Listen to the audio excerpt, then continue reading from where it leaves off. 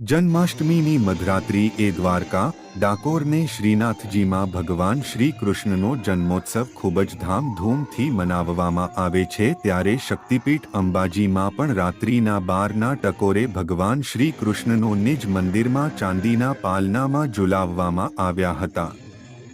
જ્યાં મેઘરાજાએ પણ ભગવાન શ્રી કૃષ્ણના જન્મોત્સવ પ્રસંગે વધામણા કર્યા હતા। અંબાજી મંદિરમાં રાત્રે ભગવાન શ્રી કૃષ્ણનો જન્મોત્સવ મનાવી તેમને ઝૂલા ઝુલાવ્યા બાદ પંજરી, પંચામૃત, માખણનો ભોગ સોનાના થાળમાં ધરવામાં આવ્યો હતો। આ જન્માષ્ટમીની રાત્રિ એ ભગવાન શ્રી કૃષ્ણ મહોત્સવ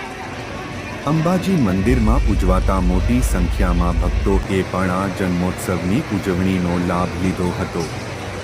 ને ભગવાન શ્રી કૃષ્ણની આરતી ઉતારી નંદઘેરા આનંદ ભયો જય કનૈયાલાલ કી ના નાદ ગુંજી ઉઠ્યા હતા। આજે જન્માષ્ટમીનો પર્વ અંબાજી મંદિરમાં ઉજવવા બાબતે મંદિરના ભટ્ટજી મહારાજે જણાવ્યું હતું કે વર્ષ દરમિયાન બે રાત્રિ અતિ વિશેષ મહત્વ ધરાવતી હોય છે, જેમાં એક મહાશિવરાત્રિ અને બીજી જન્માષ્ટમી આ બંને રાત્રિએ અંબાજી મંદિરે ઉજવી એક પરંપરાગતની સંસ્કૃતિને જીવંત રાખવાનો પ્રયાસ કરવામાં આવે છે। એટલું જ નહીં, આ મધરાત્રિ એ ચાલુ વરસાદે અંબાજી મંદિરમાં જન્મોત્સવની ઉજવણી કરવામાં આવી તે પૂર્વે મંદિરની પાસે ધાર્મિક ઉત્સવ સેવા સમિતિ દ્વારા રાસ ગરબાનો કાર્યક્રમ પણ રાખી ભગવાન શ્રી કૃષ્ણના જન્મોત્સવને મનાવવામાં આવ્યો હતો।